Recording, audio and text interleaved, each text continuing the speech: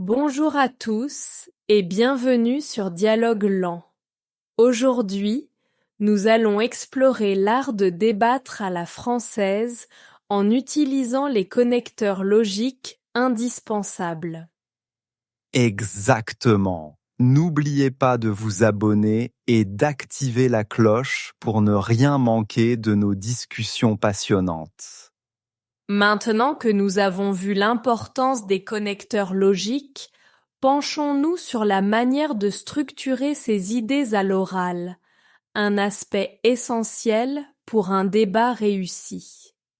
Oui, bien structurer ses idées, c'est comme construire une maison. Si les fondations sont solides, tout le reste suit. En français, on aime aller du général au particulier. Ça commence souvent par une idée principale, suivie d'exemples ou d'arguments.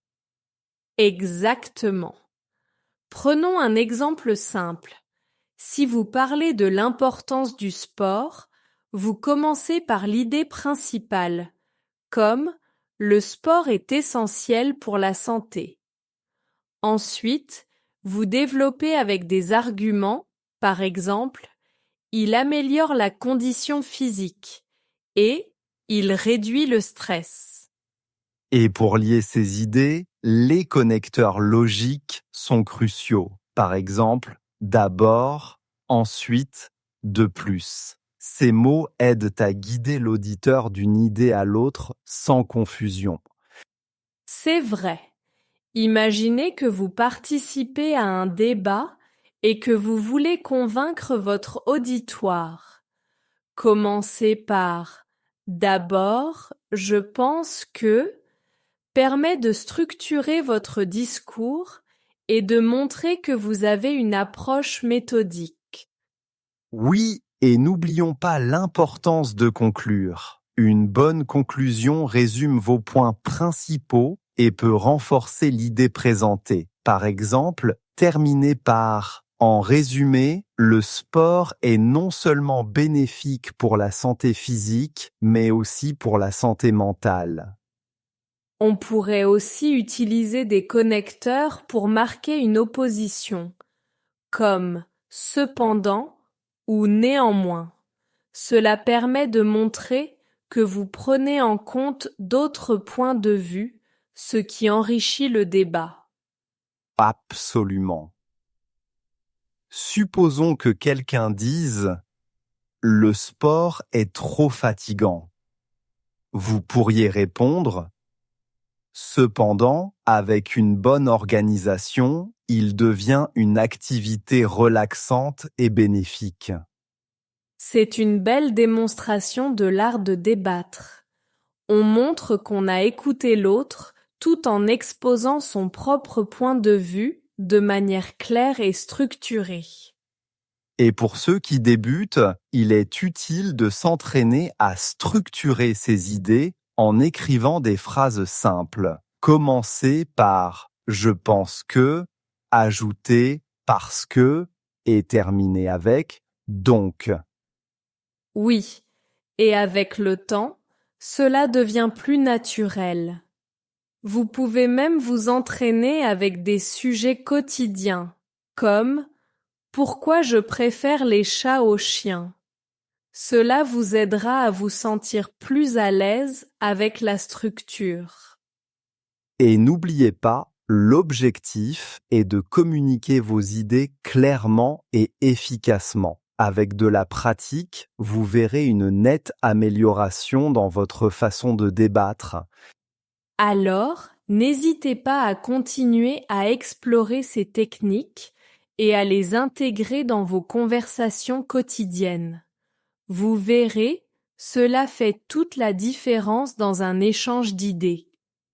Maintenant que nous avons une idée de comment structurer un discours, parlons plus en détail des connecteurs logiques. Ils ne servent pas seulement à lier des idées, mais aussi à donner de la nuance à votre propos. Exactement. Par exemple, quand vous voulez ajouter une idée supplémentaire, vous pouvez utiliser en outre ou par ailleurs. Cela montre que vous avez plus d'un argument à présenter, ce qui peut renforcer votre position. Oui, et si vous souhaitez exprimer une cause et une conséquence, les connecteurs comme parce que, donc ou par conséquent sont très utiles. Imaginez dire je fais du sport parce que ça me détend ou j'ai beaucoup pratiqué, donc j'ai progressé. C'est un excellent point. Les connecteurs logiques aident aussi à structurer un raisonnement chronologique. Pour cela, des mots comme d'abord, ensuite et enfin sont parfaits. Cela permet de guider l'auditeur tout au long de votre réflexion. Et n'oublions pas ceux qui marquent l'opposition. Des mots comme toutefois, néanmoins ou en revanche permettent de nuancer un propos ou de présenter une contre-argumentation. Par exemple, je préfère les chiens, toutefois, les chats sont plus indépendants. Très juste. Cela montre un esprit ouvert et une capacité à envisager différents aspects d'un sujet. C'est essentiel dans un débat car cela démontre que vous avez réfléchi à toutes les facettes de la question. Pour ceux qui débutent, il est utile de s'entraîner avec des phrases courtes et simples. Commencez par des sujets qui vous tiennent à cœur et essayez d'utiliser un connecteur logique chaque fois que vous passez d'une idée à une autre. Et pour rendre cela plus naturel, vous pouvez vous imaginer en train de parler à un ami. Par exemple, j'aime le cinéma parce qu'il me permet de m'évader. En revanche, je trouve que certaines séries sont plus immersives. Avec la pratique, ces mots deviendront une seconde nature dans vos conversations. Et plus vous serez à l'aise, plus votre discours sera clair et convaincant, ce qui est le but ultime du débat. Oui, et n'oubliez pas que l'objectif est de communiquer vos idées de manière fluide et logique. Les connecteurs sont vos alliés pour y parvenir, alors n'hésitez pas à les utiliser abondamment. En fin de compte, maîtriser les connecteurs logiques, c'est comme apprendre une nouvelle langue. Au début, cela demande un peu d'effort, mais avec le temps, cela enrichit vos échanges et vous aide à mieux structurer vos pensées. Absolument. C'est un outil puissant pour quiconque souhaite améliorer sa capacité à débattre et à communiquer efficacement. Alors, continuez à les pratiquer et à les intégrer dans vos discussions quotidiennes. Quel connecteur logique utilisez-vous le plus souvent dans vos conversations et comment vous aide-t-il à structurer vos idées? Alors, maintenant que nous avons couvert les bases des connecteurs logiques, passons à l'art de l'argumentation sans se perdre. Une fois que vous avez vos idées en tête, comment les présenter clairement? Bonne question. Pour éviter de se perdre, il est essentiel de rester sur le sujet et de ne pas trop s'éparpiller. Commencez par poser votre argument principal, puis développez-le avec des exemples concrets et pertinents. Exactement. Par exemple, si vous discutez de l'importance de l'éducation, démarrez par une idée claire. L'éducation est essentielle pour le développement personnel. Ensuite, appuyez cet argument avec des faits ou des expériences personnelles. Et n'oublions pas l'importance des transitions. Utilisez des connecteurs comme d'une part, d'autre part pour organiser vos idées en sections claires. Cela aide l'auditeur à suivre votre raisonnement sans être perdu dans des détails? Oui. Et si vous avez plusieurs points à aborder, numérotez-les mentalement ou même à voix haute. Par exemple, commencez par premièrement, l'éducation fournit des connaissances de base, puis enchaînez avec deuxièmement, elle développe le sens critique. C'est une excellente stratégie. De plus, pour renforcer votre argumentation, anticipez les objections possibles. Par exemple, certains pourraient dire que l'éducation formelle n'est pas nécessaire. Toutefois, elle offre des opportunités uniques de socialisation et d'apprentissage collaboratif. En effet, aborder les contre-arguments montre que vous avez une vision complète du sujet. Cela renforce la crédibilité de votre discours. Pensez également à conclure chaque argument avec une phrase qui résume votre idée principale. Oui, et pour garder l'attention de votre auditoire, variez vos formulations et évitez les répétitions. Par exemple, utilisez des synonymes ou reformulez vos idées pour maintenir l'intérêt et l'engagement de votre interlocuteur. C'est vrai. Et enfin, restez toujours ouvert au dialogue. Un bon débat n'est pas une simple présentation unilatérale, mais un échange d'idées. Soyez prêt à écouter et à ajuster vos arguments si nécessaire. Absolument. En suivant ces conseils, vous serez capable de structurer vos pensées de manière claire et convaincante, tout en restant ouvert et flexible. C'est la clé pour un débat réussi et enrichissant. Selon vous, quel est le rôle le plus important de l'éducation? Fournir des connaissances de base ou développer le sens critique? Maintenant que nous avons appris à structurer nos idées, parlons de l'art de débattre de manière fluide et naturelle. C'est une compétence essentielle, surtout dans la culture française où le débat est souvent vu comme un art. Comment pouvons-nous améliorer notre fluidité?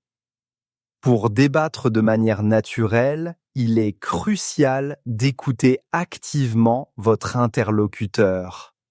Cela signifie être vraiment présent, comprendre ses arguments et répondre de manière pertinente. Par exemple, si quelqu'un dit « Je pense que l'éducation formelle est surévaluée », montrez que vous avez bien compris avant de répondre. Absolument. Utiliser des connecteurs logiques est aussi essentiel pour maintenir une fluidité. Des mots comme donc, cependant et par conséquent aident à lier des idées. Par exemple, l'éducation formelle est certes importante. Cependant, l'apprentissage informel a aussi ses mérites. Oui, c'est une bonne pratique. Et pour rendre un débat plus interactif, posez des questions ouvertes. Par exemple, au lieu de simplement affirmer votre point de vue, demandez « Comment voyez-vous le rôle de l'éducation informelle dans notre société ?» Cela incite l'autre à réfléchir et à participer activement. Les questions ouvertes sont en effet puissantes. Elles permettent d'explorer de nouveaux angles et de rendre le débat plus dynamique. De plus, variez votre ton et votre rythme pour garder l'attention de votre interlocuteur. Une voix monotone peut rapidement ennuyer, même si vos arguments sont solides. Exactement. Et n'oublions pas l'importance de rester calme et respectueux, même si le débat devient animé. évitez de couper la parole et attendez que l'autre ait fini de parler. Cela montre que vous respectez son point de vue, même si vous n'êtes pas d'accord. Un bon conseil. Et enfin, pratiquez régulièrement. Plus vous débattez, plus vous serez à l'aise avec les connecteurs logiques et la structure de vos arguments. Commencez par des sujets simples et progressez vers des discussions plus complexes à mesure que vous gagnez en confiance. Tout à fait. En pratiquant ces techniques, vous développerez non seulement vos compétences en débat, mais aussi votre capacité à penser de manière critique et à communiquer efficacement. Cela vous sera utile dans de nombreux aspects de votre vie quotidienne. Merci à tous de nous avoir écoutés aujourd'hui. Nous espérons que vous avez trouvé nos conseils sur le débat et la fluidité utiles pour vos futures discussions. N'hésitez pas à partager vos expériences et à poser vos questions dans les commentaires. Oui, vos retours sont précieux pour nous. Pensez à cliquer sur like si le sujet vous a plu et abonnez-vous pour ne rien manquer de nos prochains épisodes. Activez la cloche pour être alerté dès qu'un nouvel épisode est disponible. À bientôt. Structurer. Structurer ses idées aide à parler clairement. Un discours bien structuré est plus facile à comprendre. Argumenter. Argumenter demande des exemples clairs. Bien argumenter renforce une opinion.